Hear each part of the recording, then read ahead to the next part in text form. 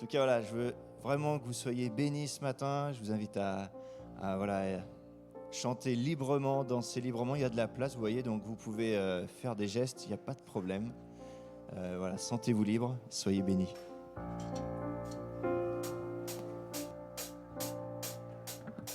Je vous invite à vous lever.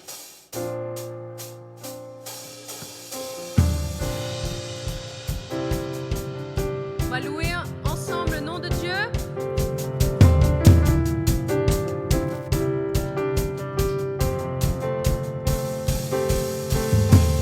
À la croix, tu as déclaré, tout est accompli, payant le prix de chaque vie. La mort n'a pu te retenir. Je sais que tu es ressuscité, libéré, racheté, délivré, pardonné. Je vivrai désormais pour toi. Dans mon cœur, tu fais résonner le son de ta voix afin de diriger mes pas. Tu es le rocher de ma foi. Tu es le rocher de ma foi. Dieu d'éternité, je te suivrai. Libéré, racheté, délivré, pardonné. Je vivrai désormais pour toi. Libéré, racheté, délivré, pardonné. Je vivrai désormais pour toi. Et oh, garde-moi toujours près de toi. Oh, tu es mon secours et ma joie. Oh, garde-moi toujours près de toi. Oh, hey. Et libéré, délivré, pardonné. Je vivrai désormais pour toi. Libéré, racheté, délivré, pardonné. Je vivrai désormais pour toi. Libéré, racheté, délivré, pardonné. Je vivrai désormais pour toi. Alléluia, est-ce qu'on peut acclamer le nom de Dieu ce matin? Celui qui nous a libérés, qui nous a rachetés, délivrés, pardonnés, celui qui mérite chacune de nos louanges. Alléluia.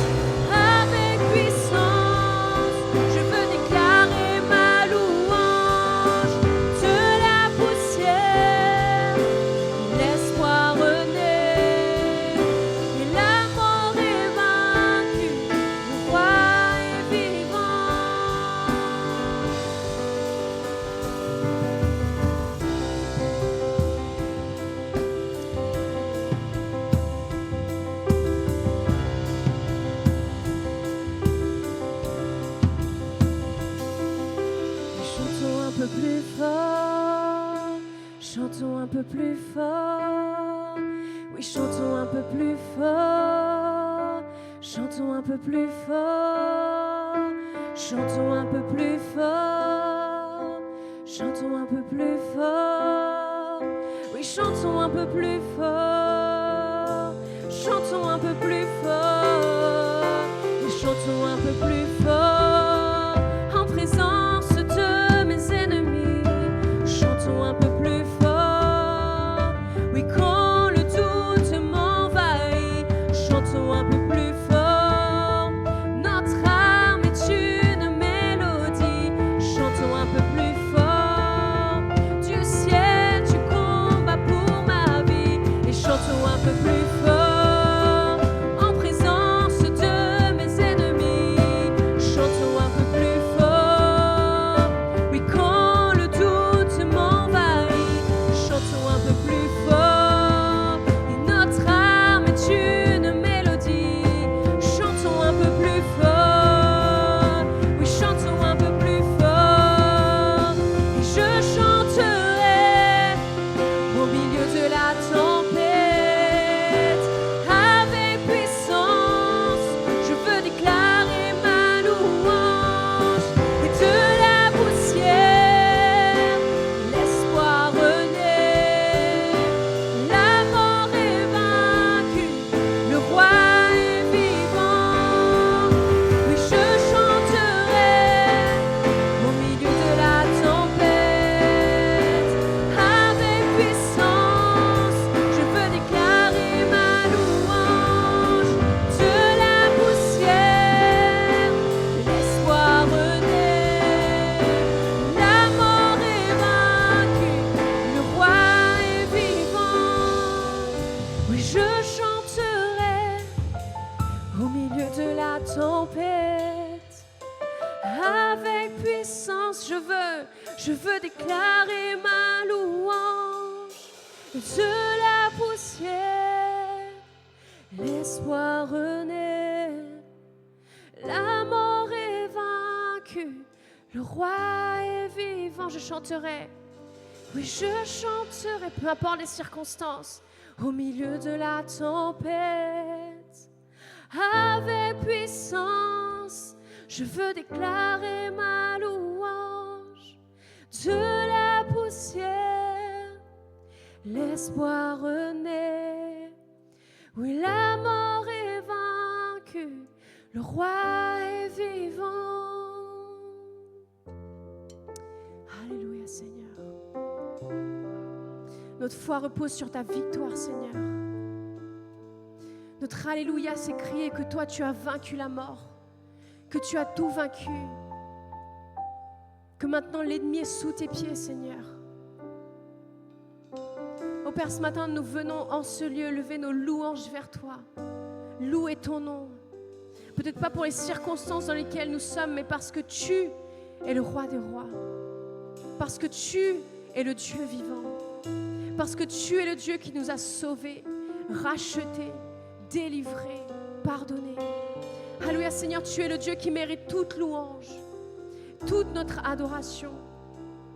Oh Seigneur, ce matin, nous voulons poser nos regards sur toi, que nos yeux puissent être fixés sur toi.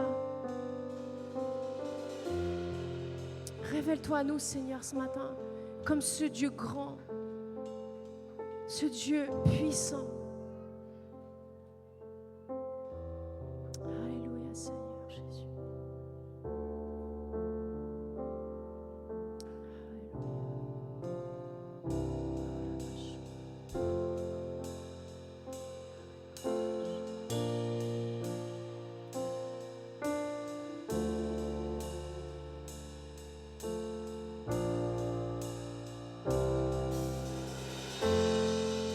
Tu invites ceux qui sont fatigués à décharger leur fardeau sur toi.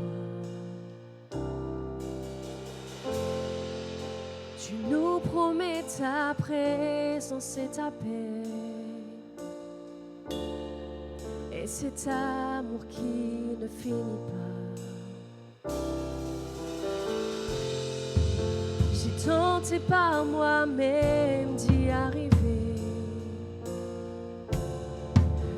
échoué au bout du chemin. Et pourtant tu n'as jamais hésité encore à me tendre la main. Et mon cœur est disposé. Je réponds à ton invitation. Fini de batailler.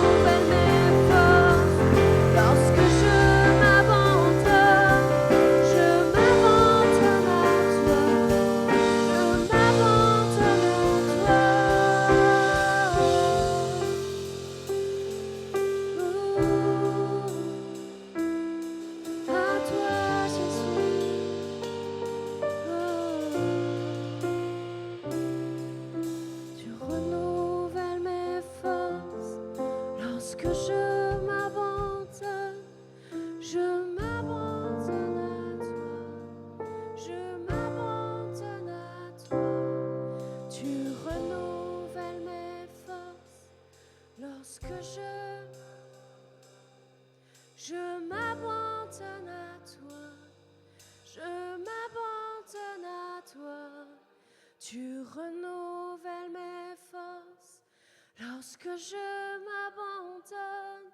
Je m'abandonne à toi, je m'abandonne à toi. Une dernière fois, tu renouvelles mes forces lorsque je m'abandonne. Je m'abandonne à toi, je m'abandonne à toi.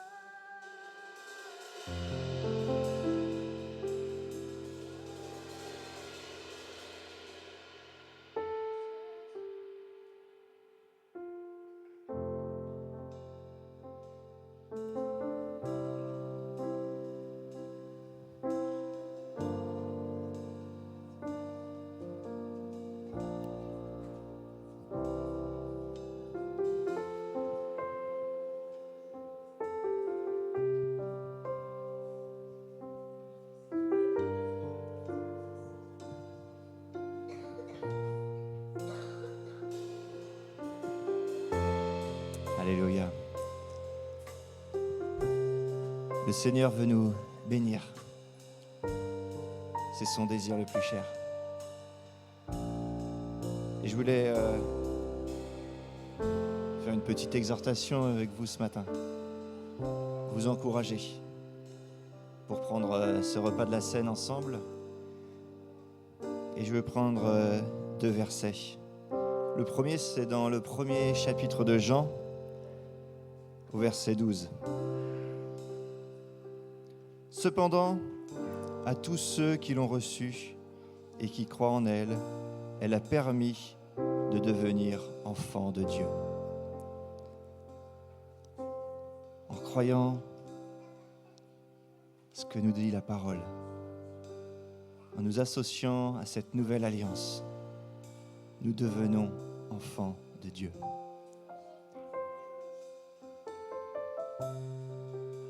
Dieu veut que nous soyons ses enfants. Mais il ne veut pas que l'on reste des petits enfants à boire du lait. Il veut nous voir grandir. Il veut nous voir grandir et être comme des héritiers. Et on va hériter du ciel. Mais comme la parabole du père qui avait 2 fils, un des fils a réclamé son héritage. Il est allé faire ce qu'il voulait. Il a dépensé tout son héritage. Dieu ne veut pas qu'on s'arrête à demander notre héritage. Il veut quelque chose de plus. Il veut que nous soyons co-héritiers de Christ. Que nous soyons comme une épouse liée au Christ. Et j'en viens au 2e verset, au chapitre 8 de Romains, verset 17. Nous sommes ses enfants. On l'a vu, oui, je suis enfant de Dieu. Donc, nous sommes aussi ses héritiers. Oui, héritiers de Dieu, héritiers avec le Christ. Car si nous souffrons avec lui, nous serons aussi avec lui dans sa gloire. Une épouse se dévoue complètement à son mari. Et le Seigneur attend de nous que nous soyons complètement abandonnés à lui, comme ce que nous venons de chanter. C'est ce qu'il attend de nous, que nous laissions tout pour lui, que nous soyons prêts à le suivre, quoi qu'il en coûte, à donner notre vie pour lui, à aimer plus Christ que notre propre vie. Alors passons d'enfants, d'héritiers à co-héritiers avec Christ. Nous sommes l'épouse de Christ. Et il s'est abandonné à la croix. Il a payé le prix, comme un époux qui va donner sa vie pour son épouse. Et nous, en retour, prenons ce repas, non pas parce qu'il est magique, comme j'ai l'habitude de le dire. Il n'y a rien de magique, c'est juste du pain et du jus de raisin. Mais on veut se souvenir de ce qu'il a fait pour nous. C'est un acte de foi de se souvenir de ce qu'il a fait pour nous. Il y a 2000 ans de cela, il a donné sa vie. C'est lui qui l'a donné, on ne l'a pas pris. Et alors qu'il souffrait sur la croix, il a rendu l'âme. Il a pris nos péchés, il a pris nos fautes. Il est monté auprès du Père. Et nous avons accès à la vie éternelle. Et on est co-héritiers avec Christ de ce que Dieu veut nous donner. Alors ensemble, ce matin, nous voulons prendre ce repas. On peut distribuer. Et si vous avez fait ce pas de foi, je vous invite à vous lever à votre place ce matin et à prendre avec nous ce pain et ce vin. Ces symboles du corps de Christ cloué à la croix et ce sang qui a coulé pour effacer nos péchés.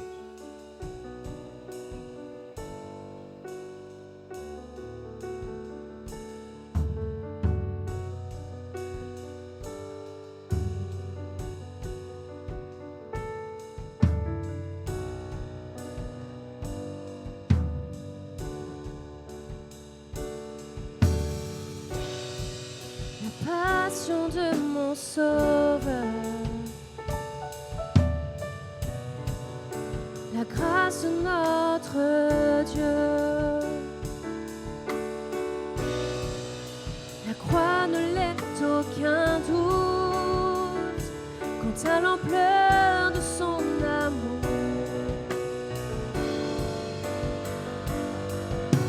Elles sont brisées, la mort terrassée, le sang de Christ a tout payé. C'est par la croix qu'il nous libère. Oui, sa victoire me rend la vie.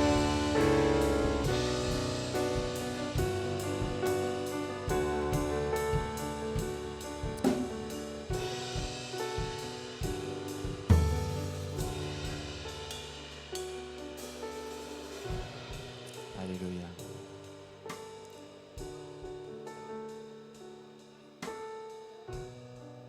Allez, Seigneur, merci pour ce sacrifice parfait à la croix. On n'a plus besoin de sacrifier d'animaux. Toi, tu as payé le prix. Seigneur, on n'a pas de mots, on n'a pas assez de richesse pour te remercier. Tu l'as fait pour nous, par amour pour nous.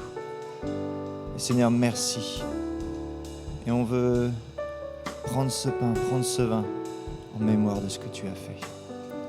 On ne veut pas oublier ce que tu as fait. Merci. Merci, Père. Alléluia.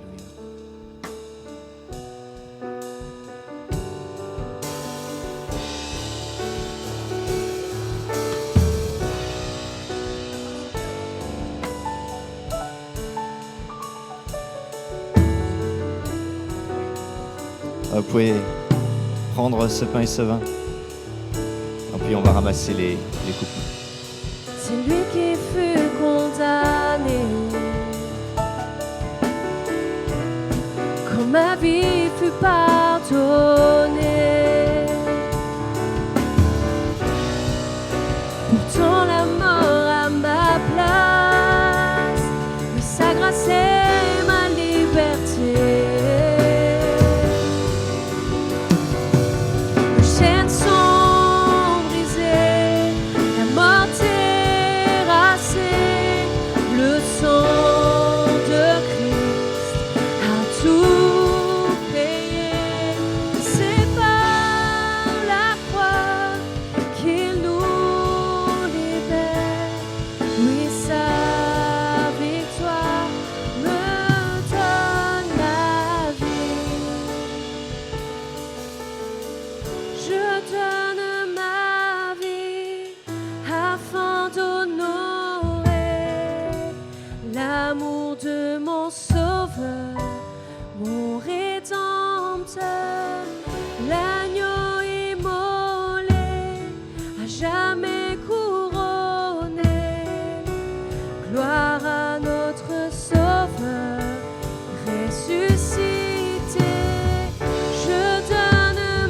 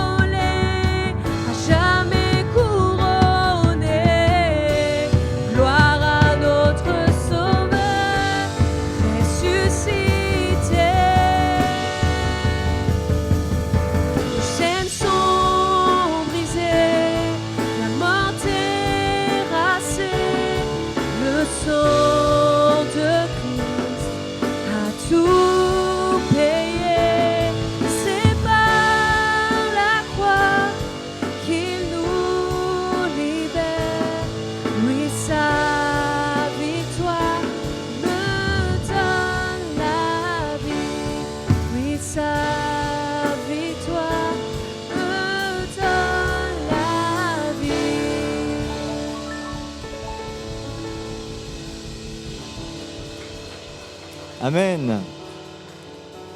Amen. Voilà, prenez place quelques instants. J'ai quelques annonces pour vous. Et rien que pour vous.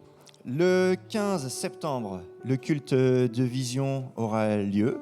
Donc soyez présents. Et il y aura aussi le forum des services. We want you. Le 20 et 21 septembre, là encore, le lancement d'Imagine Bible Training. C'est bon ? Et c'est via inscription sur Internet. Il y a un formulaire à remplir, une inscription à payer, et on fera circuler le lien, donc je pense, sur le groupe WhatsApp de l'Église. En tout cas, si vous avez des demandes de renseignements, allez voir notre pasteur Lida, qui se fera une joie de vous répondre.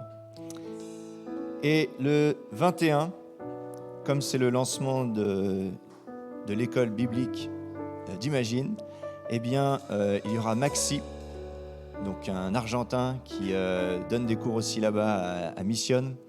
Et donc, je l'ai pu le voir prêcher aussi en espagnol. Je n'ai pas tout compris, mais c'était super. Le peu que j'ai entendu, franchement, c'était top. Et il a vraiment un don pour expliquer. Et voilà, donc c'est une joie de pouvoir le revoir pour moi, mais voilà, de pouvoir aussi partager avec vous ce qu'il va dire. Enfin, j'ai hâte de savoir ce qu'il va nous dire. Et voilà, donc il va faire aussi un peu les cours, les premiers cours. Et dimanche 21, donc, un culte spécial avec lui, Maxi, qui viendra donc donner, je ne sais pas ce qu'il fera, mais en tout cas, on pourra... Panorama de la fin des temps. Ben voilà. Donc ça va être encore super. Je vous invite à prendre un dernier chant, ou peut-être pas, on verra après le culte.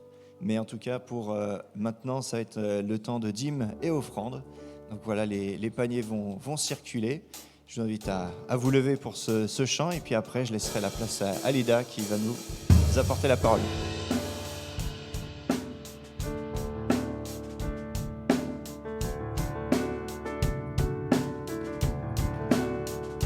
Et que nos chants soient comme un signe, nos louanges, un accueil.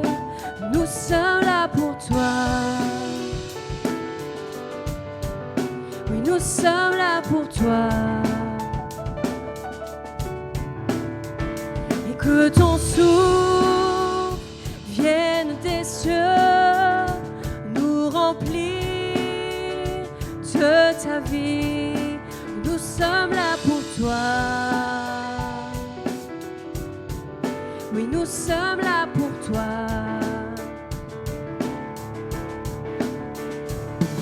Nos cœurs sont ouverts au tien, nous ne te cachons rien, nous avons soif de toi.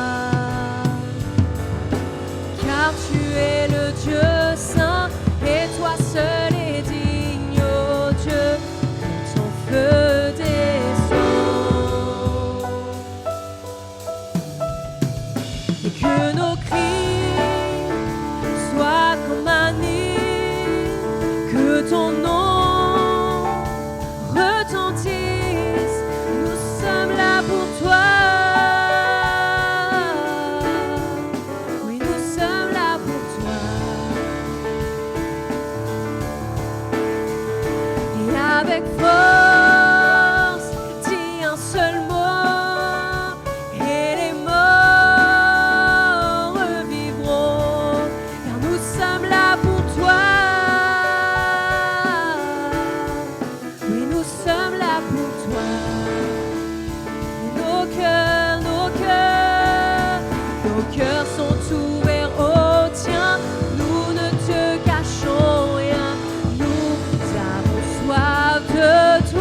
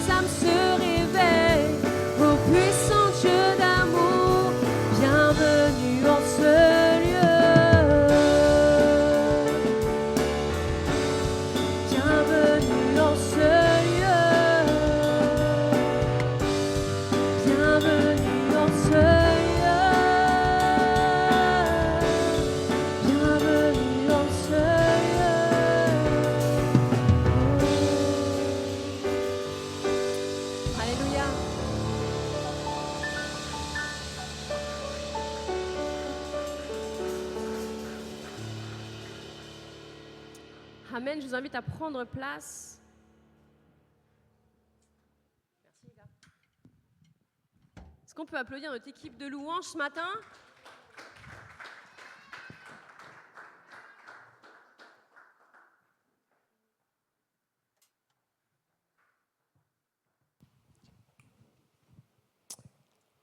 Yes.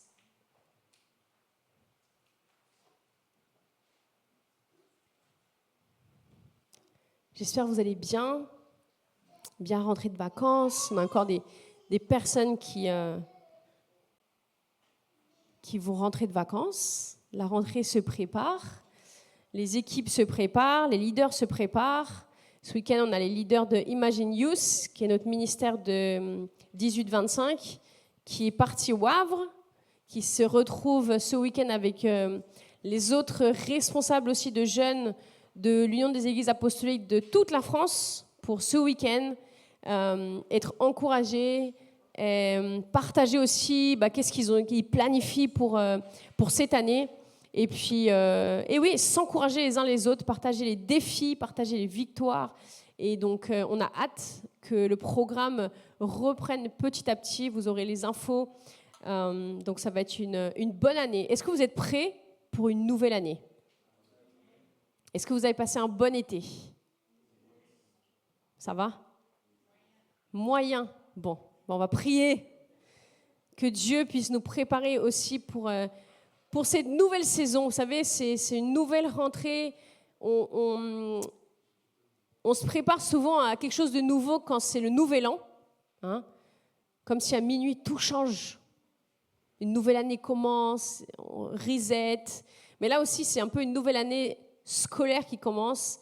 Puis après les vacances d'été, moi, je vous encourage à faire le point, à dire « Seigneur, cette année, je me suis engagée à ça. Je me suis engagée à grandir dans ça. Et peut-être que j'ai avancé un peu, mais je prie que le reste de cette année, tu m'emmènes encore plus loin. » Amen.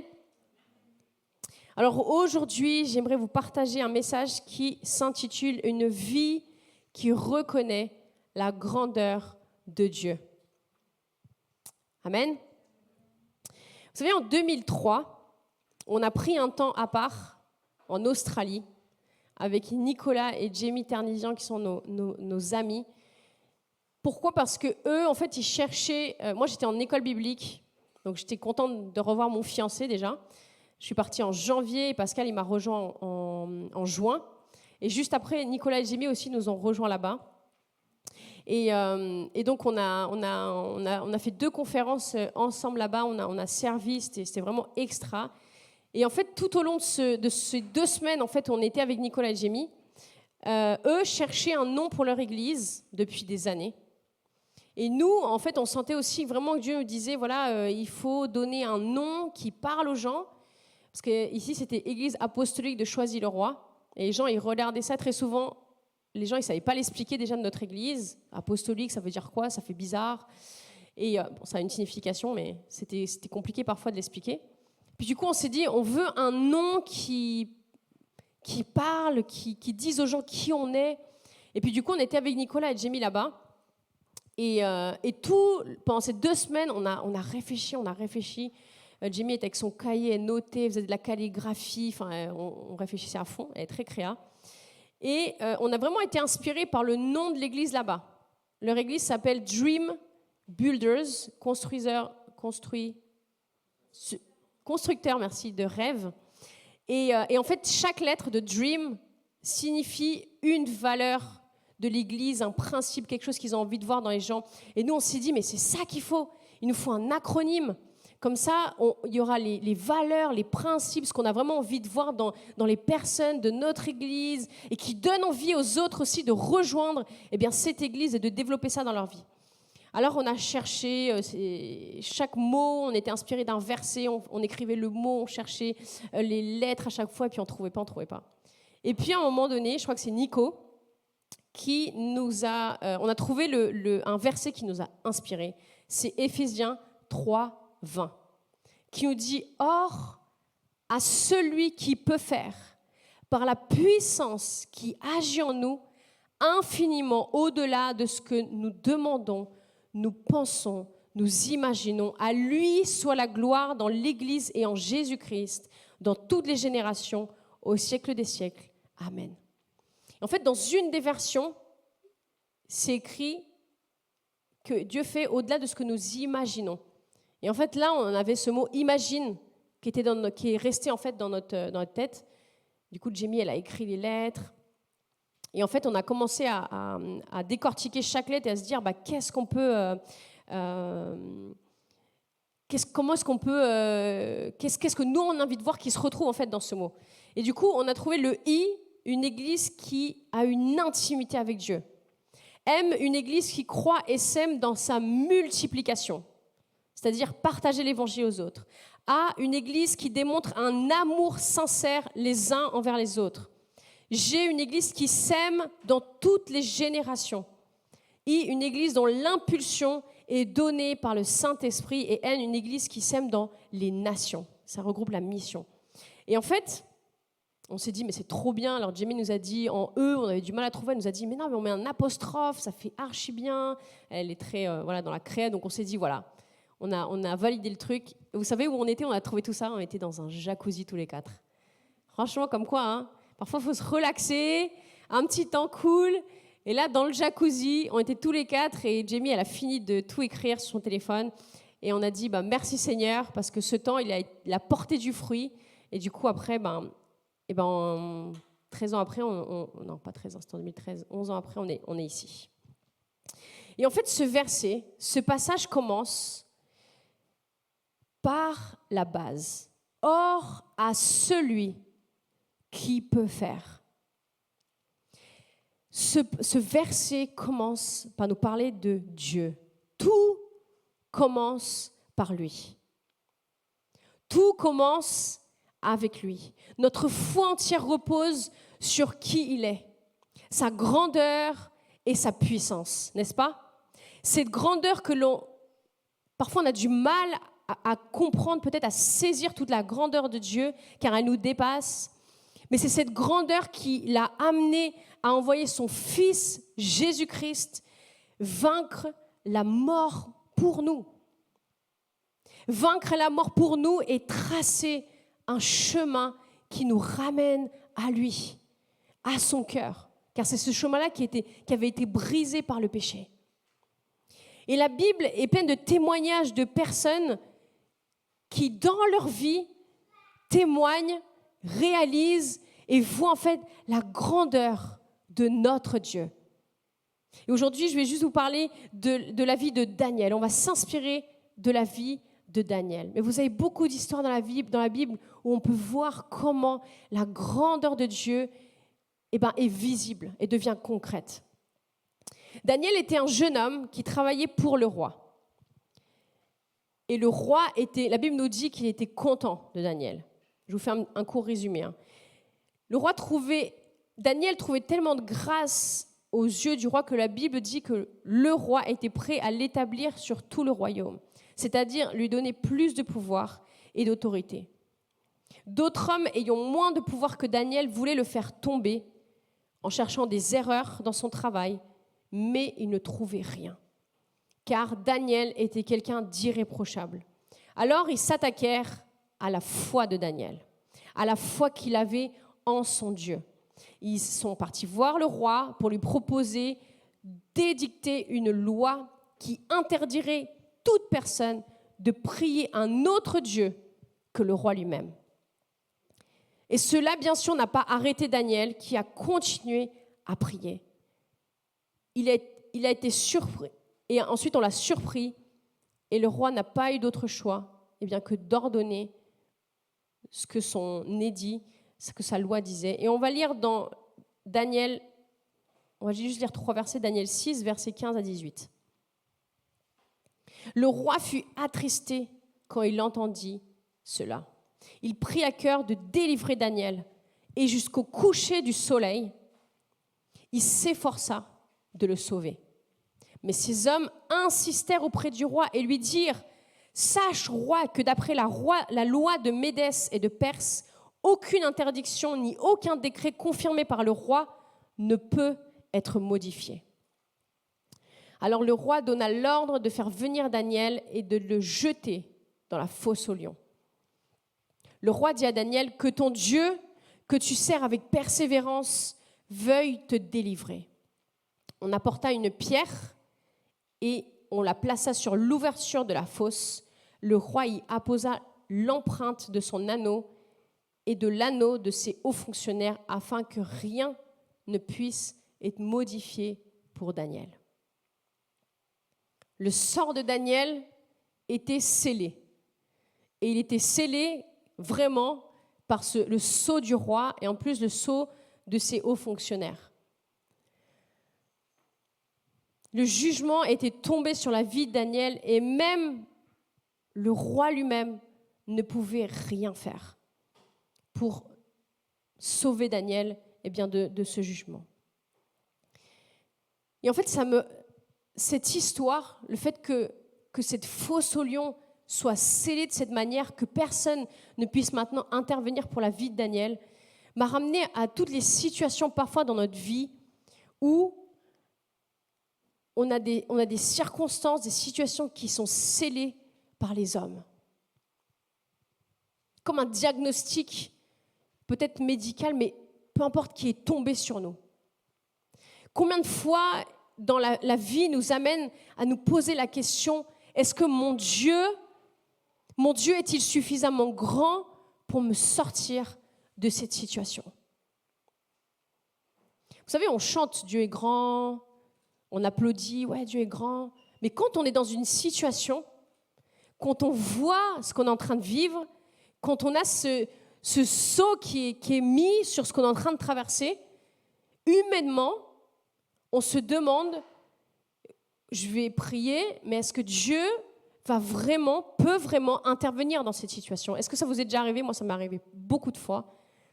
Et en fait, notre foi, là, elle est travaillée. Mon Dieu est-il suffisamment grand pour intervenir dans cette situation? Et parfois, ce n'est pas que pour nous, parfois, c'est même pour les autres. Combien de fois l'intervention divine de Dieu nous amène à réaliser encore une fois à quel point lui, il est grand. Lui est capable de faire au-delà de ce que nous-mêmes, on pourrait faire, au-delà même de ce qui est peut-être humainement possible. C'est pour ça que la grandeur de Dieu nous dépasse, parce que nous sommes humainement limités. Notre compréhension est humainement limitée. Il y a des choses qui nous échappent, car la grandeur de Dieu est grande. Mais oui, Dieu est grand. Et il est incroyable, infiniment grand. Et en fait, quand je repense à ma vie, par exemple, moi, je ne devrais même pas être ici. Je veux dire, je parle de la France. En 97, même avant 97, je sais que depuis toujours, mes parents ont voulu venir en France. Mon père avait ce désir, il s'est marié avec ma maman, et ma maman aussi a eu ce désir. Et en fait, toujours, j'ai grandi avec ce truc, on va venir en France. Et plusieurs fois, ils ont fait des demandes. Et je sais qu'en 96, ils avaient fait une demande à l'ambassade de France et elle a été refusée. Alors, on était une famille, on voulait faire les choses dans les règles, on voulait faire les choses bien, c'est-à-dire venir en France avec un visa, qui nous autorisait à venir.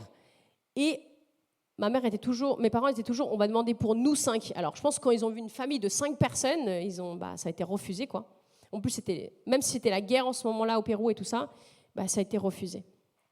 Et du coup, sur nos passeports, il y avait un refus, il y avait un tampon refus pour la France. Et je sais que juste après ça, au Pérou, dans notre église, les pasteurs, ils ont dit, maintenant, on ne parle plus de la France. Parce que c'est fini. On vous a refusé, ça devient compliqué ici, même de subvenir aux propres besoins des pasteurs et tout ça. Donc maintenant, on arrête. On ne va plus investir dans le fait de partir. Peut-être que ça se fera dans un futur lointain, Et c'est juste après ça, après qu'il y a eu ce refus, ce sceau mis sur nos vies, sur nos 5 passeports, que le cœur d'un homme a été touché, le cœur de l'ambassadeur du Pays-Bas qui a été touché, et qui a contacté quelqu'un, il a entendu parler de nous, qui a appelé mes parents Et alors que tout était fini, parce que c'était fini, c'est comme cette fosse aux lions qui était scellée, c'est fini, pas d'autre option. Daniel allait se faire manger par les lions, qu'on nous a appelés pour aller dans l'ambassade et qu'on nous a donné des visas pour entrer dans l'espace Schengen. Et en fait, je crois que vraiment la grandeur de Dieu nous dépasse. Aucun sceau ne peut résister à sa toute-puissance. Aucun nom ne peut résister à la puissance et à la volonté de Dieu. Alors comment est-ce qu'on peut reconnaître cette grandeur? Je crois au travers de chaque épreuve que nous vivons. Chaque situation, telle qu'elle soit, Dieu souhaite intervenir et nous montrer sa grandeur. Il y a un passage dans la Bible qui dit que Dieu tourne toute chose qu'on voulait nous faire de mal en bien. Dieu n'est pas méchant. Dieu est bon. La Bible dit que Dieu est amour. Il ne nous veut pas de mal. Il ne nous punit pas. Ce n'est pas parce qu'on a fait quelque chose de mal qu'on va être puni derrière par Dieu. Il faut qu'on soit conscient qu'on vit dans le monde. Le monde, qu'est-ce qui règne? Le mal. Donc ce n'est pas une punition de Dieu, les épreuves que nous vivons. Parfois, c'est ce qu'on dit. « Oh, mais j'ai ça parce que c'est Dieu qui me punit, parce qu'il y a des années, ou parce que la semaine dernière, ou parce que... voilà, Dieu me punit. » Mais Dieu ne punit pas. Au contraire, chaque épreuve que nous traversons, Dieu se sert de ça pour manifester sa grandeur. Amen. Dieu veut que lorsque nous sommes dans une épreuve, dans un moment où justement il y a ce sceau qui est mis sur nous, il y a peut-être ce sceau qui est mis sur notre futur, il y a peut-être ce sceau qui est mis sur notre famille, dans notre travail. Ça, c'est le signe que la grandeur de Dieu peut intervenir. Et là, c'est à nous d'exercer notre foi et de dire « Seigneur, peut-être que ce sceau a été mis sur ma vie, mais toi, tu es beaucoup plus grand que ça. Et au travers de cette situation, je veux reconnaître ta grandeur. Je veux reconnaître qui tu es. Je veux reconnaître que toi, tu es capable de faire au-delà de ce que je peux voir, au-delà de ce que je peux penser, au-delà de ce que je peux imaginer, au-delà même de ce que humainement, c'est possible. Toi, tu es capable de faire vraiment au-delà de ça. Et on voit dans ce passage que le jour suivant, à l'aube, le roi se précipite dans la fosse. Et quand il demande, il parle à Daniel, il lui demande « Est-ce que ton Dieu t'a sauvé, Daniel ?» On entend que Daniel répond. Et que Daniel lui dit « Dieu a envoyé un ange fermer la gueule des lions. » Daniel n'est pas mort. Et d'ailleurs, on va voir après que des personnes n'arrivent même pas au bout de la fosse, que les lions les ont déjà mangés.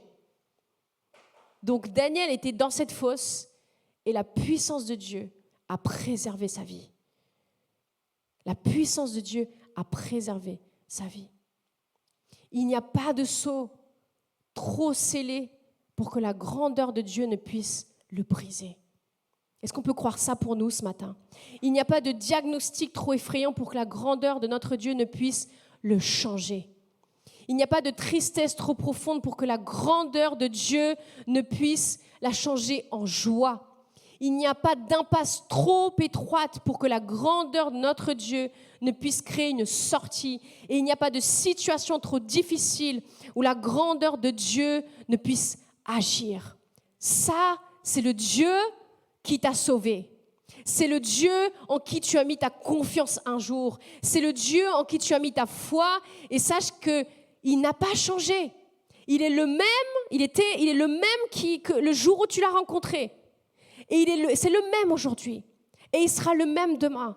C'est un Dieu fidèle et c'est un Dieu qui manifeste sa puissance dans nos vies.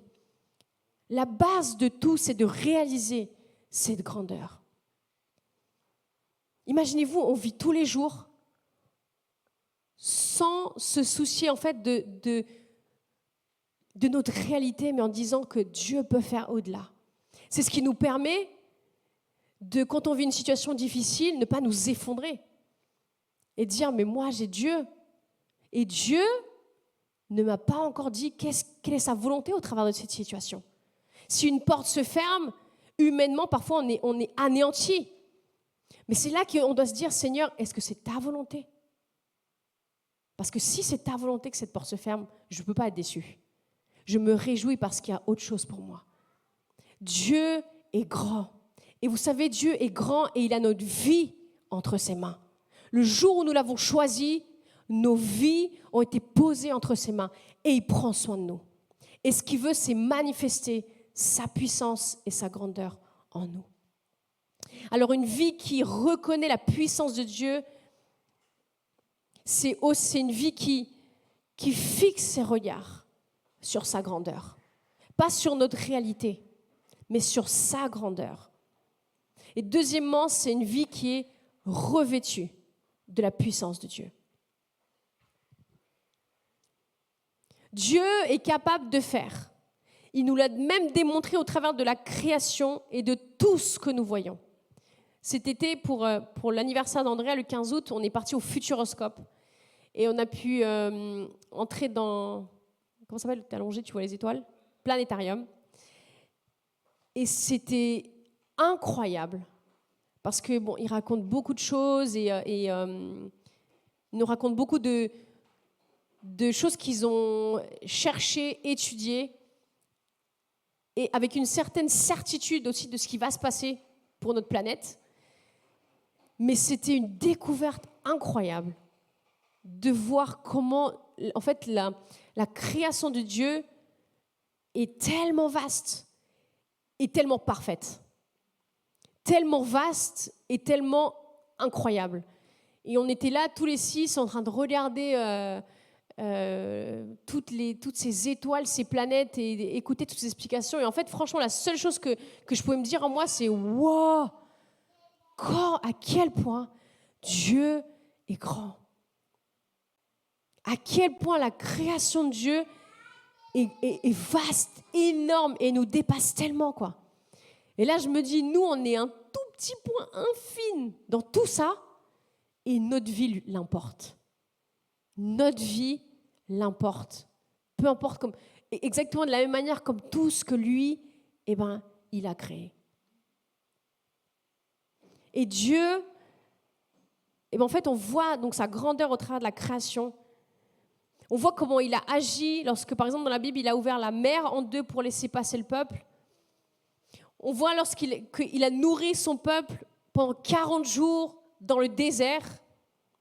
On voit qu'il est capable, de faire des choses qui sont surnaturelles et qui dépassent notre intelligence humaine. Mais aujourd'hui, ce que Dieu souhaite voir, c'est aussi sa puissance en action au travers de chacun d'entre nous. Éphésiens 3:20 dit « Or, à celui qui peut faire, par la puissance qui agit en nous. » Par la puissance qui agit au travers de Marie, de Yves, d'Alexandre, d'Enoch, d'Éric, au travers de nous. Tu peux mettre ton prénom. Or, à celui qui peut faire par la puissance qui agit en Lida. C'est incroyable. Il a mis sa puissance en nous. Et Actes chapitre 1, verset 8 nous dit « Mais vous recevrez une puissance lorsque le Saint-Esprit viendra sur vous et vous serez mes témoins. » Vous recevrez une puissance. Lorsque Jésus est monté auprès de son Père, il a promis qu'il enverrait le Consolateur. Il a promis, il a fait une promesse. Il a promis qu'il enverrait une puissance. Et cette puissance, c'est la grandeur de notre Dieu qui vit en nous et qui nous donne les capacités de vivre et d'accomplir des choses qui sont surnaturelles. Vous voyez, naturel, surnaturel. Qui dépasse qui nous sommes naturellement. Il a envoyé son esprit pour que cette grandeur puisse devenir concrète pour nous au travers de cette puissance qui est déposé en chacun d'entre nous. Le désir de Dieu, c'est que nous puissions réaliser aujourd'hui sa grandeur et que cette grandeur puisse être active en nous. Amen. Acte 2, versets 17 à 21, nous dit « Dans les derniers jours, dit Dieu, je déverserai mon esprit sur tout être humain. » Il y a des êtres humains dans la salle? C'est nous. Je déverserai mon esprit sur toutes les personnes d'Imagine. Vos fils et vos filles prophétiseront. Est-ce qu'il y a des fils et des filles ici? Comment? Ça, c'est pour nous. Il faut qu'on se lève et il faut qu'on prophétise. Vos jeunes gens auront des songes. Est-ce qu'il y a des jeunes gens ici? Yes. Et vos vieillards auront des rêves. J'ai pas envie. Est-ce qu'il y a des vieillards ici? Mais un jour aussi, nous le serons. Auront des rêves. Oui, sur mes serviteurs et sur mes servantes. Est-ce qu'ils sont là ce matin? Alléluia. Durant ces jours-là, je déverserai mon esprit et ils prophétiseront. Je ferai des prodiges en haut dans le ciel et des signes miraculeux en bas sur la terre. Du sang, du feu et une vapeur de fumée. Le soleil se changera en ténèbres et la lune en sang avant l'arrivée du jour du Seigneur, de ce jour grand et glorieux. Alors toute personne qui fera appel au nom du Seigneur sera sauvée. Alléluia. Ça, c'est le genre de verset qu'on doit s'approprier. Amen. Dans ce passage, on trouve qu'il y a un ordre dans les événements que Dieu nous donne. Il y a un ordre dans ces événements à venir. Il parle des derniers temps. Et ça, c'est une prophétie du prophète Joël. Et en fait, les disciples sont en train de se rappeler et ils sont déjà en fait en train de vivre ces derniers temps. Donc, vous imaginez, ils étaient dans les derniers temps. Nous, on est dans les super archi-méga derniers temps, quoi. Maxi, il va nous donner beaucoup plus de précision que moi. Et du coup, en fait, on voit un ordre dans ces événements. Dieu promet de déverser son esprit sur toute personne. Toute personne. Il n'y a pas « Ah ouais, mais lui, il a été choisi, il a des dons et des talents spécifiques. Moi, je suis bien dans la salle, quoi. » Toute personne. Dieu n'a pas de préféré. Comme Gaël disait, Dieu n'a pas de petits-enfants. Il n'a que des enfants. Hier, je suis allée chez ma soeur avec mes enfants. On s'est rejoints au Lidl pour faire des courses. Donc, on avait 6 enfants, un ou deux. Et ma maman était là. Et donc, on faisait des courses, quoi. Et une fois arrivée à la caisse, ma mère a dit « Non, c'est moi qui paye parce que c'est pour mes petits-enfants. » Avec ma soeur, on s'est regardé, on fait « Heureusement qu'on a amené les enfants, dis donc, parce que si c'était que nous. » Mais Dieu n'a pas de petits-enfants. Il a des enfants, des fils et des filles, qui sont des servantes et des serviteurs. Et sur nous, il a promis de déverser son esprit. Sur moi, il a promis de déverser son esprit. Est-ce que tu peux faire ça? Sur moi, il a promis de déverser son esprit. Sur moi. Pas seulement sur le voisin, pas que sur le voisin. Sur moi. Amen. La puissance de Dieu, c'est une promesse. Elle vit en nous. Et deuxièmement, il décrit toutes les choses surnaturelles qui viennent au travers de nous, de cette puissance qui vit en nous. Et en fait, c'est ce que vont vivre les disciples à partir du moment où la puissance de Dieu va venir en eux. Avant, ils se disaient, mais attends, alors Jésus, il a fait ça. En plus, il a dit qu'on ferait les mêmes choses et même de plus grandes. On ne voit pas trop comment. Il y a quelque temps, on était des voleurs, on était des tricheurs, on n'était pas du tout en Christ. Et là, maintenant, on doit faire plus que lui. C'est chaud quand même. Sauf qu'entre-temps, il y a la puissance de Dieu qui tombe sur eux. Et là, ils vont partir dans le monde entier, partager la parole, commencer à guérir des malades, à ressusciter des morts, à voir des choses vraiment miraculeuses se produire, comme ce verset l'a prédit. Et c'est grâce à ça qu'on a l'évangile ici aujourd'hui. Heureusement qu'ils sont partis dans le monde entier. Le Saint-Esprit s'est déversé sur eux et ils ont commencé à mettre cette puissance en action. Et vous savez, il y a quelques semaines, j'étais au travail et j'ai une collègue qui est devenue mamie. Et du coup, je savais qu'elle allait à peu près, qu'elle allait accoucher dans 1 mois, sa fille, parce qu'on discutait pas mal. Et puis, en fait, elle vient dans mon bureau et puis elle me raconte que sa fille a eu un accouchement en urgence et que, du coup, la petite est toute petite et pèse quelques grammes. Du coup, elle est obligée de rester à l'hôpital. Et en fait, au fur et à mesure des semaines, la petite, elle prenait très, très peu de poids. Donc, fallait qu'elle prenne, je crois, 2 kilos et quelques pour qu'elle puisse sortir de l'hôpital, quoi. Donc, chaque semaine, c'était une épreuve. Puis elle, en tant que mamie, elle ne pouvait pas entrer à l'hôpital et voir sa petite fille. Elle pouvait voir sa fille, mais pas sa petite fille. Donc, et puis, un jeudi, elle est venue et puis elle me raconte ça. Et en fait, moi, je l'écoute. Et c'est comme si en moi, je me disais, j'ai quelque chose en moi qui peut changer cette situation.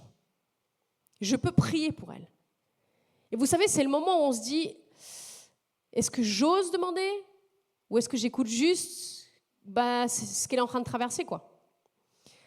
Et du coup, elle me raconte tout ça. Donc, on était jeudi, puis j'étais pas sûre qu'elle allait sortir parce qu'il manquait encore quelques grammes pour qu'elle puisse sortir de l'hôpital. Et du coup, je lui dis, est-ce que je peux prier pour toi? Je lui dis, c'est ce que je fais moi lorsque j'ai des situations qui me dépassent, où je peux rien faire. Moi, je prie, et avec mon mari, on prie. Bon, elle sait que je suis chrétienne, je suis pasteur, tout ça. Et du coup, elle me dit, oui, j'aimerais bien et tout. Donc, je lui promets que je vais prier. Et puis du coup, on retourne dans notre travail, tout ça. Et du coup, lundi, je reviens au travail. Et là, elle monte dans mon bureau. Et elle me montre une photo d'elle en train de porter sa petite fille. Et du coup, elle me raconte, Lida, en fait, ma petite fille est sortie vendredi. Et elle me raconte qu'en fait, elle est sortie vendredi et que dimanche, du coup, sa fille, son mari et la petite lui ont fait une surprise. Ils ont débarqué chez elle avec la petite, quoi. Donc, elle ne savait pas qu'elle était sortie vendredi, elle l'a appris que dimanche. Et en fait, je vois, et là, je me dis, on a prié. Tu vois, je lui rappelle qu'on a prié, et puis elle me dit, elle acquiesce, quoi. Qu'il y a plus que seulement quelque chose d'humain qui s'est passé. Il y a aussi le fait qu'on a prié pour cette petite fille. Et en fait, ce passage m'a vraiment rappelé qu'il ne s'agit pas de ce que nous, en fait, on peut faire. Il s'agit vraiment de la puissance de Dieu. Et vous savez, cette hésitation je lui propose de prier ou pas, en fait, c'était cette peur de me dire, et si Dieu ne fait rien? Et si, en fait, je lui propose de prier et que, limite, ça empire, j'en sais rien, et que Dieu ne fait rien, en fait, elle va me dire, voilà, ton Dieu, il ne fait rien, limite, c'est pire. Enfin, moi, on se fait un film dans la tête, je ne sais pas si vous faites ça aussi. Et pendant qu'elle parlait, moi, j'étais là, tu vois, il y a tout un film dans la tête. Et en fait, au final, je me suis dit, c'est pas ma responsabilité. C'est pas ma responsabilité de savoir si Dieu va intervenir ou pas. Ma responsabilité, c'est de proposer de prier, et après, la responsabilité de Dieu, c'est d'intervenir. C'est pas la mienne. Parce qu'en fait, c'était comme si en fait ça dépendait de moi et ça dépend pas de nous. C'est la puissance de Dieu qui vit en nous. En fait, nous, on est une maison pour la puissance de Dieu. On est son temple. On est son habitation. Mais on n'est pas, nous, la puissance de Dieu. C'est pas parce que je vais prier que quelqu'un va guérir. D'ailleurs, c'est dangereux même de penser comme ça. Parce que c'est pas parce que je vais le faire que quelque chose va se passer. Ou que plutôt Gaël doit prier parce que lui, il a quelque chose de spécial. Moi, non. C'est la puissance de Dieu qui vit en nous. Et on est tous capables, les uns comme les autres, d'activer cette puissance et de prier pour les malades. Et de demander à Dieu de faire un miracle. Et le seul qui a la responsabilité du résultat final, c'est Dieu. Dans mon travail, on dit l'obligation de résultat. L'obligation de résultat n'est pas sur nous, mais elle est sur Dieu. Notre rôle, c'est de lui permettre de travailler. Et Dieu souhaite que nous puissions réaliser que cette puissance est en chacun d'entre nous. c'est au travers de cette puissance qu'aujourd'hui, comme l'a dit dans les derniers temps, Dieu veut se révéler. Et vous savez quoi? Dieu a besoin de se révéler. Le pasteur argentin Gustavo, qui est venu ces derniers mois, je ne sais plus exactement quand, il nous a dit, moi, il fait des campagnes de prière, il fait des campagnes d'évangélisation en Argentine, et il vient sur 3, 4, 5 jours, et peut-être qu'un jour aussi on l'aura en France. Et en fait, il dit, la première chose qu'on fait, c'est on équipe l'église. Parce qu'en fait, il dit, c'est pas quelque chose qui est en moi, c'est pas moi je viens, et du coup, parce que c'est moi, il y a des gens qui vont guérir. En fait, on équipe d'abord l'église à savoir prier pour les gens. Une fois que l'église est équipée, on peut aller dans les rues, évangéliser, prier pour les malades, les inviter à des soirées de guérison, et ils vont guérir. Et ensuite, nous, on part, mais ce qui se passe dans l'église continue. Parce que la puissance de Dieu, il nous disait, n'est pas en moi, elle est en chaque personne. Et notre rôle, c'est de montrer aux gens qu'est-ce qu'ils sont capables de faire si seulement ils activent cette puissance de Dieu.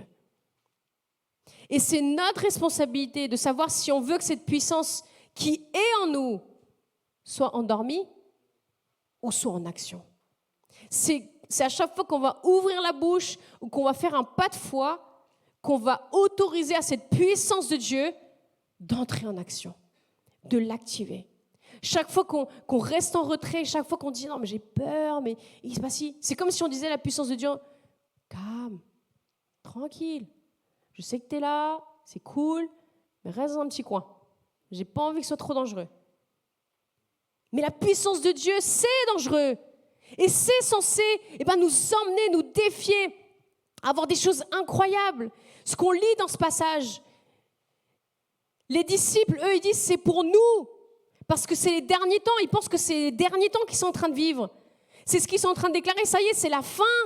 Il faut qu'on aille, qu'on fasse des miracles, qu'on opère des choses miraculeuses parce que Jésus va revenir. C'est ce que la Bible dit, cela. Avant l'arrivée du jour du Seigneur.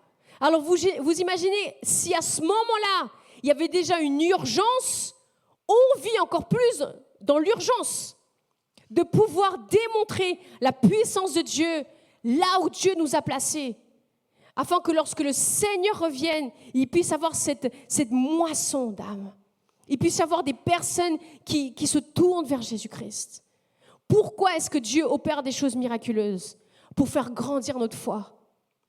Et pour que des personnes, au travers de cela, reconnaissent que Jésus-Christ est le Fils de Dieu et le Sauveur.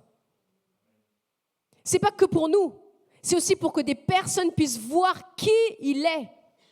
Lorsqu'on met la puissance de Dieu en action, Dieu démontre sa grandeur, pas seulement à nous, mais aussi aux personnes qui ne le connaissent pas, qui n'ont jamais vu, qui ne savent pas que Dieu guérit, qui ne savent pas que Dieu sauve, qui ne savent pas que Dieu peut transformer totalement une vie. Et ça, c'est de nous que ce passage parle.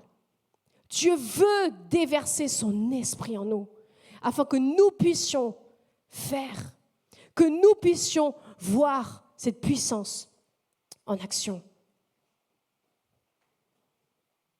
Alors la seule question qui importe maintenant, c'est est-ce que tu souhaites activer cette puissance qui est en toi? Est-ce que tu souhaites rendre active cette puissance que Dieu a déposée dans ta vie? Parce qu'elle est là. Le jour où tu acceptes Jésus, Jésus fait de toi sa maison. Il établit sa maison en toi. Sa puissance vient en toi. Mais est-ce que tu souhaites que cette puissance puisse être active dans ta vie? Vous êtes avec moi? Est-ce que tu souhaites que cette puissance puisse être active au travers de toi, de ton obéissance, de ton cheminement, de tes choix? Combien d'entre vous le souhaitez ce matin? Alléluia.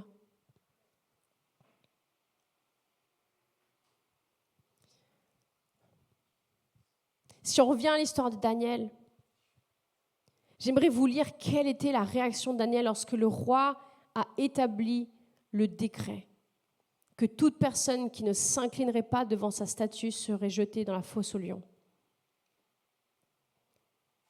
Daniel 6, verset 11. Lorsque Daniel fut au courant de la rédaction de ce décret, il se retira dans sa maison où les fenêtres de la chambre à l'étage étaient ouvertes dans la direction de Jérusalem.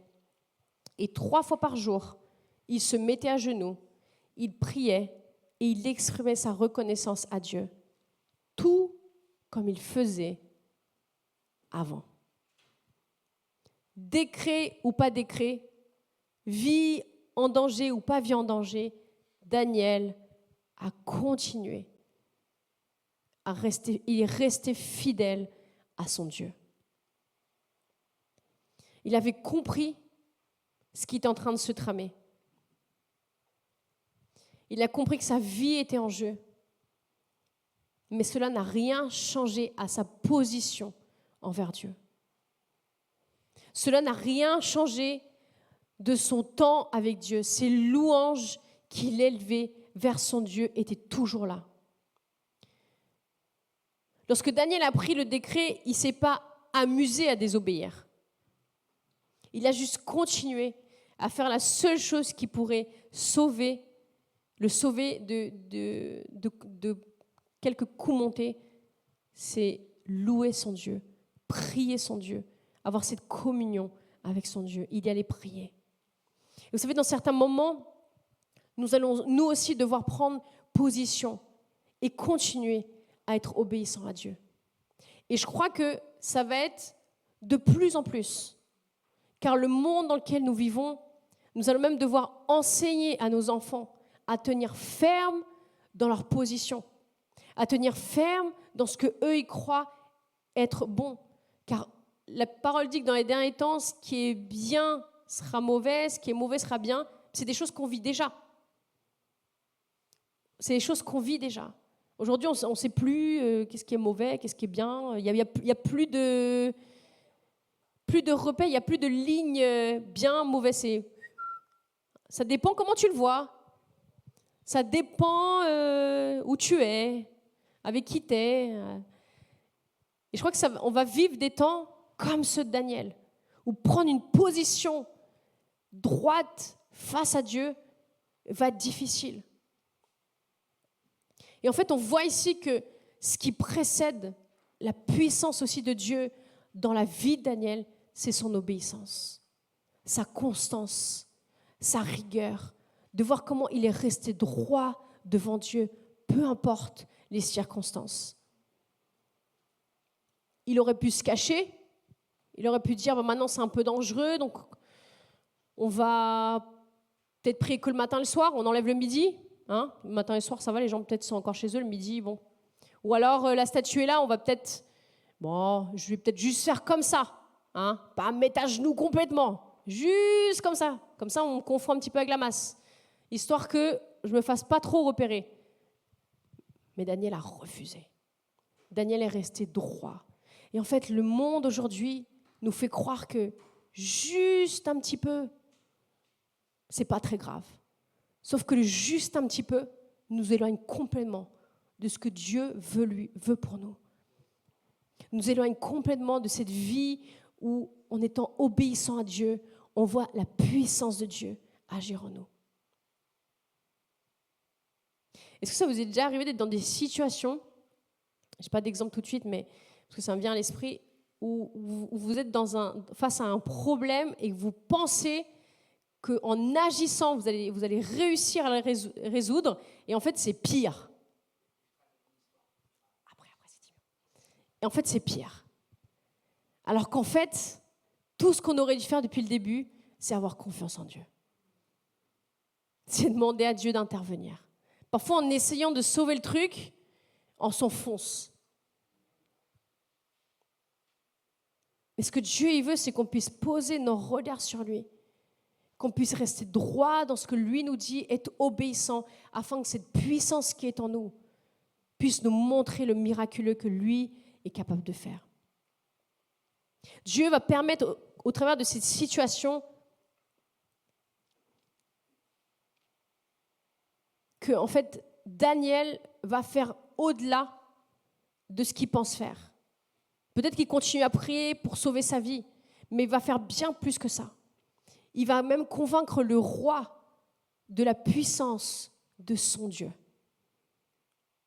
Il va convaincre le roi que son Dieu est que son Dieu est vivant, que son Dieu est réel, puisqu'il était dans la fosse aux lions et que rien ne lui est arrivé. La Bible dit qu'il est sorti sans égratignure.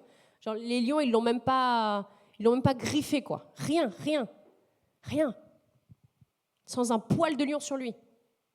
Bon, la Bible dit pas ça. Sans rien. Et ce que Dieu veut faire aussi avec nous, c'est intervenir dans des situations. Que nous puissions voir cette puissance de Dieu en nous, en action. Que nous puissions être celui qui fait le premier pas vers Dieu.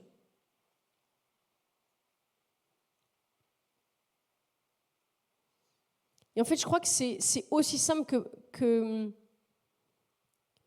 lorsque, par exemple, un enfant est malade, quel est notre premier pas dans cette situation? Est-ce que c'est de dire « Où est le Doliprane ?» Ou est-ce que c'est d'imposer main et de prier pour mes enfants? C'est dans des petites choses comme ça qu'on se dit « Ouais, mais c'est bon. » Moi, très souvent, je suis partie en vacances. Là, j'ai montré à Pascal, j'ai dit « Pascal, ça, c'est si nous deux, on part en vacances tout seuls, une petite boîte de Doliprane. Et ça, c'est avec les 4 enfants. » J'avais un gros truc comme ça.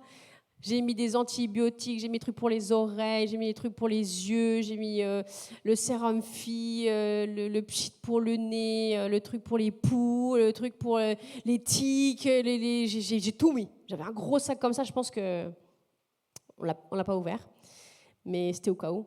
Et en fait, parfois, on se dit, mais la première chose qu'on fait, c'est je cours à cette trousse-là, alors que la puissance de Dieu en nous, active, devrait nous amener à imposer nos mains et prier. Alors, je ne dis pas qu'il ne faut pas aller chez le médecin ou prendre nos médicaments. Il faut. Moi, je suis asthmatique, j'ai un traitement de fond et je vous assure, je prends matin et soir.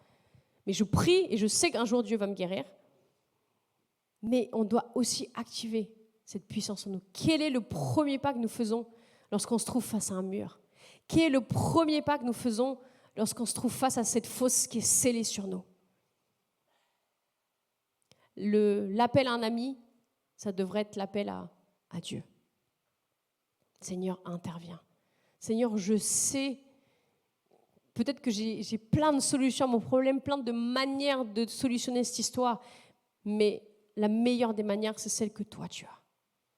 Et je crois qu'au travers de chaque épreuve, on peut apprendre et on peut découvrir la grandeur de Dieu. Vous savez, c'est ce que lui souhaite. La grandeur de Dieu va nécessiter que nous exercions la foi et que nous fassions le premier pas dans beaucoup d'occasions. Mais plus, vous savez, la foi, c'est comme un muscle. Là, je suis partie, on est parti ça fait 3-4 semaines, je crois que j'ai pas fait de vélo. Hier, je suis venue en répétition, c'était hier, hein, vendredi. Je suis venue en répète à l'église. Et j'avais mal aux jambes. Hein. Franchement, c'était dur. Non, ça va, j'ai pas de courbature quand même, pas à ce point-là. Mais j'ai quand même eu... j'ai fait, oulala, mais qui c'est qui a changé mes vitesses? Mes vitesses, elles n'avaient pas changé. C'était juste que je n'en avais pas fait pendant longtemps. Et du coup, notre foi, c'est de la même chose. C'est-à-dire qu'au début, quand on va vouloir exercer notre foi, il y a des choses qui vont nous retenir. Non, mais c'est pas possible, mais fais pas ça, mais t'es pas capable, mais c'est pas... Sauf que plus on va le faire, et plus on va voir Dieu agir, et bien plus on va vouloir le faire. Et plus on va être capable de le faire. Alors, c'est pas demain le Tour de France pour moi. Pour l'instant, je vais de l'église à chez moi, en vélo. Mais je sais que plus je vais en faire, plus je vais être à l'aise sur le vélo. C'est normal, mon corps, mes muscles, ils vont travailler, quoi. Je laisse au coach les explications. Voilà. Mais du coup, c'est comme ça. Et spirituellement, si vous êtes dans une situation où vous allez devoir exercer la foi, c'est normal que ce soit dur. C'est normal. Vos muscles, ils sont tout petits peut-être. Peut-être que les vacances sont passées par là. Et là, il faut recommencer à muscler tout ça. Il faut reprendre cet entraînement de compter sur Dieu.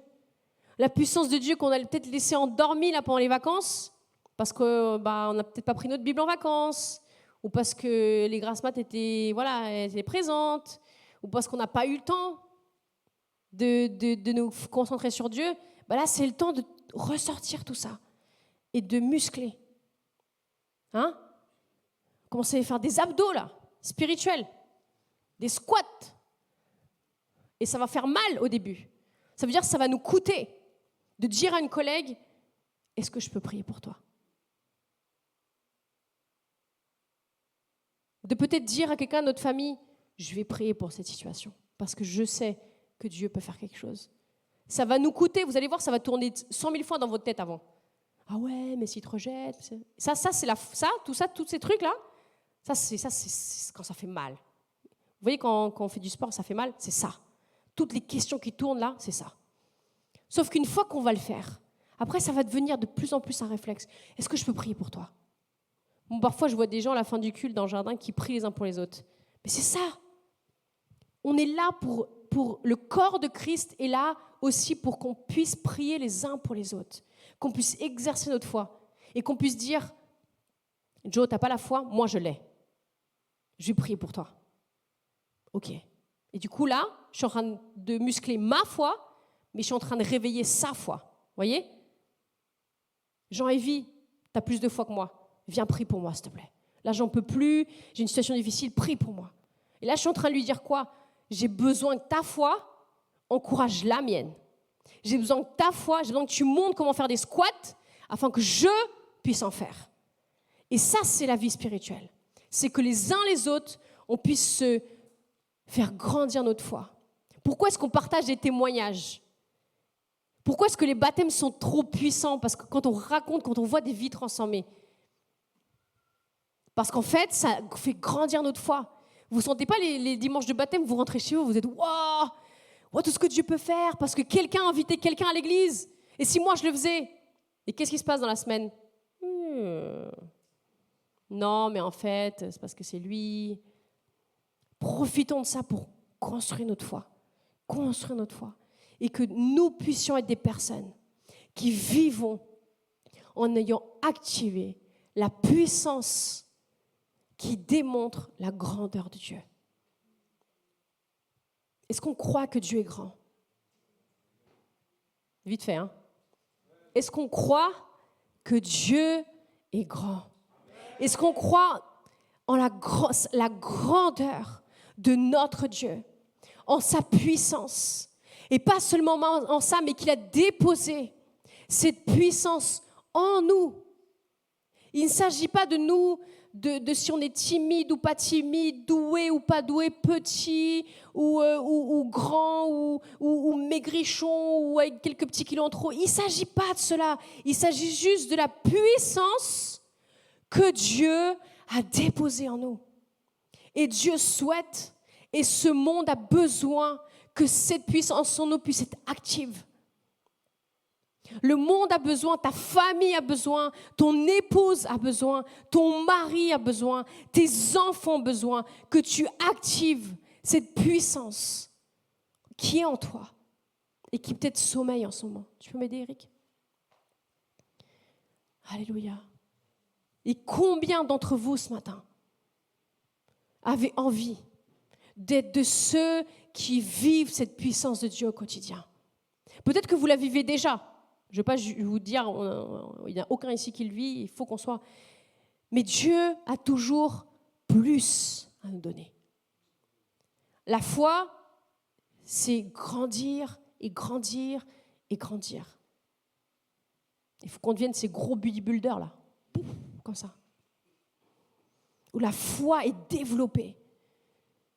Que notre foi puisse être tellement présente en nous que quand nous ouvrons la bouche, la puissance de Dieu, pouf, elle cogne quoi. Elle est là. Et ça, c'est à la portée de chacun d'entre nous. Vous savez, moi je suis timide. Vous allez rigoler si je vous dis ça. Moi, je suis quelqu'un de timide.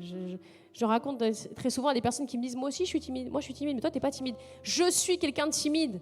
Je me rappelle les premiers rendez-vous avec Pascal, quand il m'a amené à voir ses collègues, j'étais comme ça. Et il m'a dit, mais tout le dîner, tu n'as pas parlé. Je suis, non, moi, je suis timide, de base. Ma nature, c'est de la timidité. Mais quand la puissance de Dieu est en action, il n'y a plus de timidité.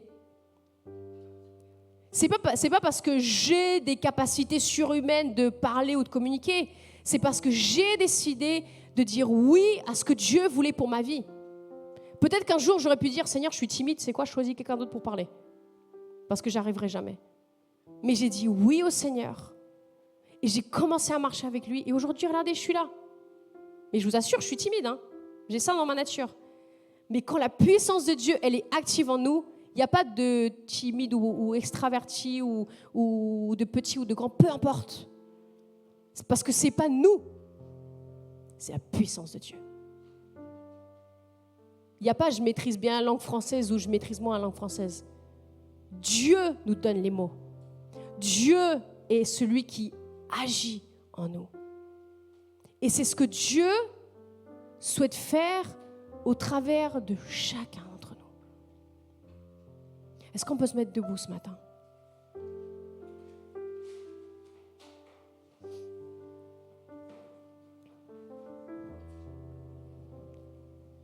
Alors si c'est toi ce matin et que tu souhaites que cette puissance de Dieu soit active, demande à Dieu.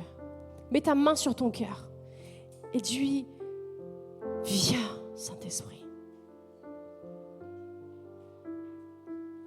Puissance de Dieu qui est en nous. Puissance de Dieu qui est en moi. Réveille-toi maintenant. Lève ta voix là où tu es. Et demande au Saint-Esprit. Dis-lui, parle-lui ce matin. Dis, je vais t'écouter. Parle-moi. Je veux t'écouter. Puissance de Dieu, réveille-toi dans ma vie ce matin. Prends autorité ce matin. Chasse toute timidité au nom de Jésus. Toute incrédulité au nom de Jésus. Tout doute, toute peur est chassée ce matin dans le nom de Jésus. Ô Saint-Esprit, réveille-toi en nous ce matin. Viens et déverse-toi en nous.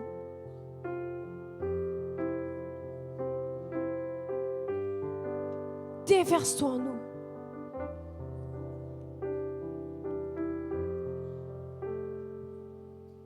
Ouvre ta bouche. Parle au Saint-Esprit. Parle au Saint-Esprit. Demande-lui de venir maintenant. Demande-lui de venir.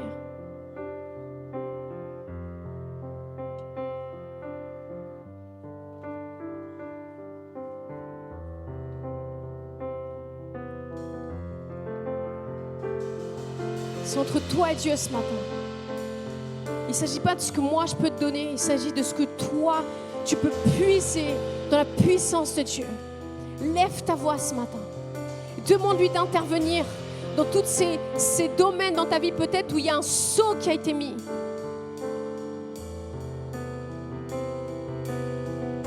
Demande-lui d'intervenir maintenant. Oh Saint-Esprit, descends ce lieu. Viens puissamment parmi nous, Seigneur. Éveille notre foi, Seigneur. Ô Seigneur, nous croyons ce matin que tu lèves en ce lieu des hommes et des femmes avec une foi inébranlable en toi, Seigneur. Que rien ne va nous déloger de ta présence, Saint-Esprit. Alléluia, Seigneur, nous prions ce matin que peu importe les vents qui vont souffler sur la France, nous resterons fermes dans ta parole, Seigneur. Nous resterons fermes sur tes voies, dans le nom de Jésus. Fais grandir notre foi maintenant, Seigneur. Maintenant, Seigneur. Alléluia. Interviens, Seigneur Jésus, dans toutes ces situations, peut-être qui sont terminées humainement, qui n'ont pas de solution, qui n'ont pas de médicaments, qui n'ont pas on ne peut pas attendre de changement, Seigneur. Interviens maintenant, Saint-Esprit. Ouvre les portes. Montre ta toute-puissance, Seigneur. Alléluia. Viens, Saint-Esprit.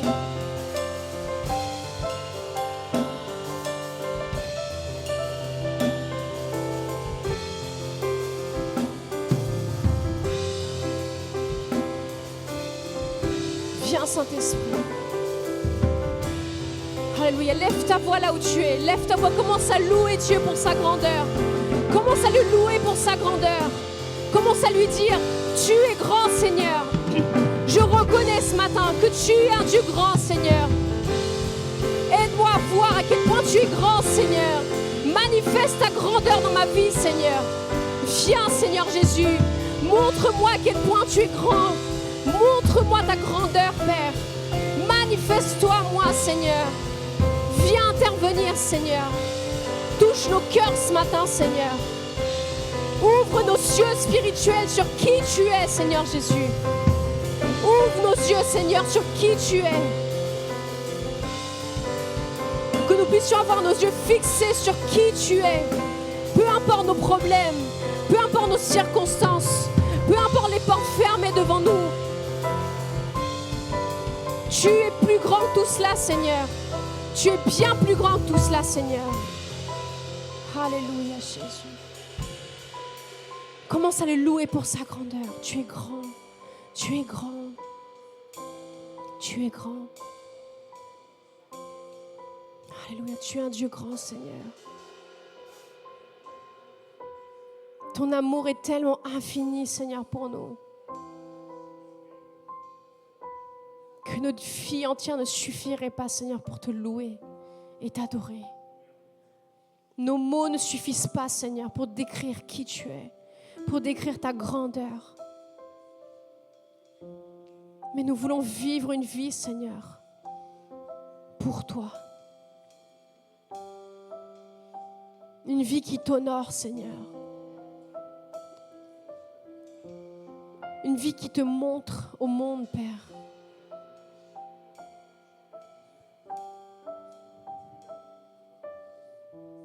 Merci pour ta toute-puissance, Seigneur Jésus. Merci parce que tu es bien plus grand que ce que nous pouvons imaginer, penser.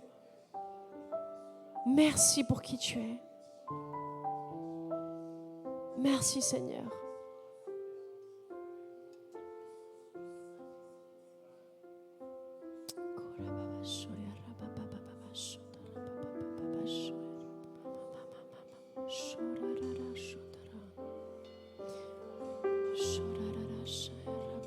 Peut-être qu'il y a des personnes qui n'ont pas encore été baptisées du Saint-Esprit. Reçois ce matin sa puissance. Reçois ce matin sa puissance. Ouvre ta bouche et commence à parler maintenant. Reçois maintenant sa puissance. Reçois au nom de Jésus. Oh Saint-Esprit, remplis maintenant. Remplis nos vies, Seigneur. Remplis maintenant. Remplis chaque personne, Seigneur, ce matin, qui désire te recevoir, qui désire activer, Seigneur, ta puissance en elle. Reçois maintenant. Reçois la puissance de Dieu ce matin. Reçois la puissance de Dieu ce matin. Reçois la puissance de Dieu ce matin. Alléluia, Jésus. Reçois la puissance de Dieu ce matin.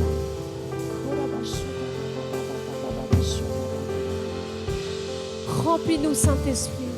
Fais déborder de nous, Seigneur, ta puissance. Alléluia. Viens remplis, Seigneur. Remplis, Saint-Esprit. Remplis, Père.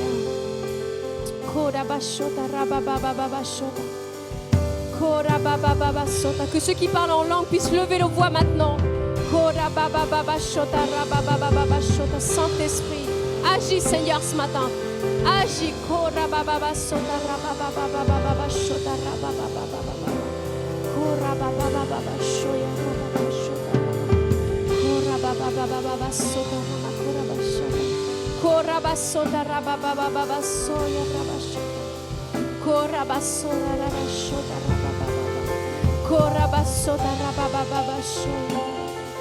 Reçois notre louange, notre adoration, Seigneur. Reçois les louanges de notre cœur. Reçois, Seigneur, ce parfum agréable qui monte vers toi ce matin, de divers endroits de la France, Seigneur. Reçois, Seigneur. Reçois, Seigneur. Reçois notre adoration et nos louanges, Père.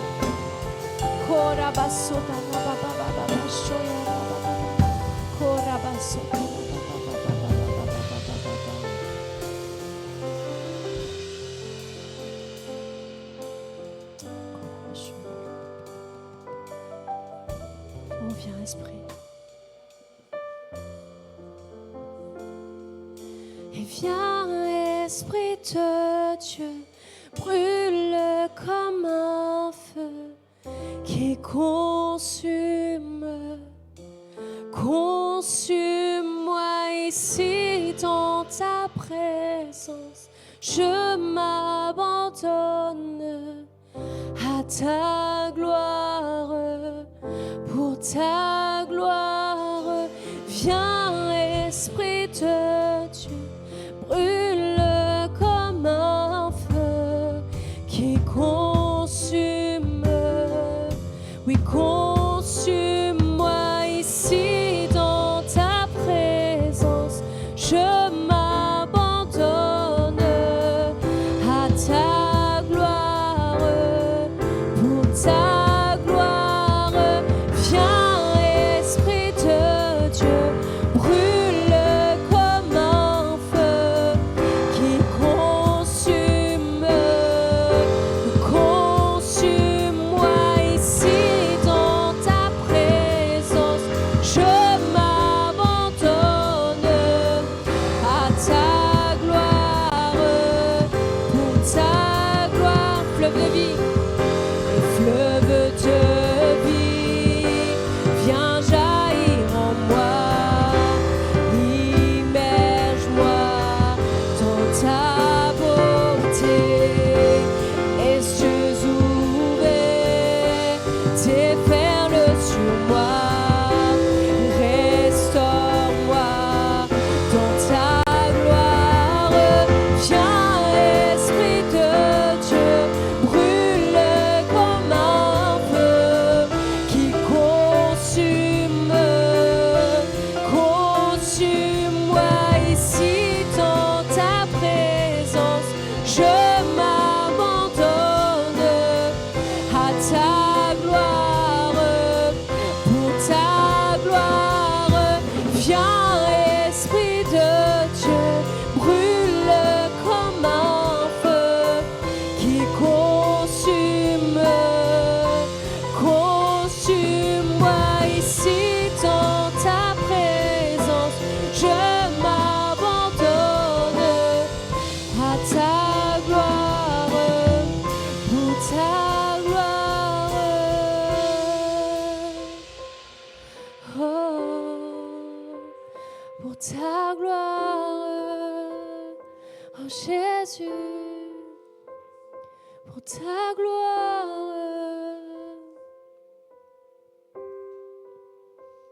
Je m'abandonne à toi, Seigneur. Oui, viens, Seigneur. Viens, Saint-Esprit. Descends sur nous. Descends sur nous. Immerge-nous, Seigneur, dans ta présence. Dans ta présence.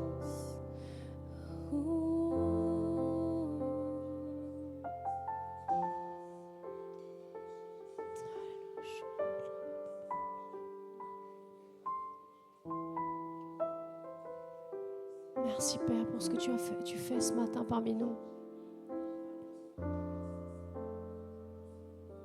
Merci pour tous les lieux, Seigneur, où tu vas nous envoyer cette semaine. Pour tous les lieux que nos pieds vont fouler, Père. Nous déclarons chacun de ces endroits pour toi. Chaque école, Seigneur, dans laquelle nos enfants vont rentrer demain, nous les déclarons pour toi, Seigneur. Chacun de ces professeurs, de ces maîtres, de ces maîtresses, nous les déclarons pour toi, Seigneur.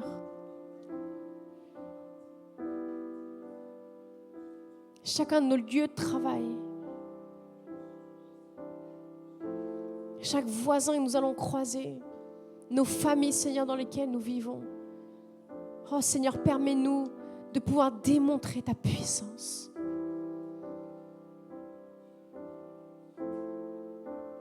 Oh Seigneur, donne-nous le courage de saisir ces opportunités que tu vas nous donner cette semaine, de pouvoir répondre à ton appel, de pouvoir répondre à ta voix. Saint-Esprit, parle, Murmure à nos oreilles, Seigneur. Nous sommes prêts à entendre ta voix. Merci, Père. Merci pour qui tu es. Alléluia. Est-ce qu'on peut juste dire merci, Seigneur? Merci, Père. Merci, Seigneur Jésus.